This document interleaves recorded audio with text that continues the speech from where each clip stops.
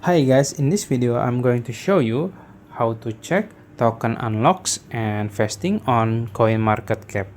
It's very easy. First you can open your Coinmarketcap apps. As you can see, all are red. Anyway, so yeah, after that you can scroll here, scroll like this, and you can see there is token unlocks. You can click it. And now you can check incoming unlocks or vesting.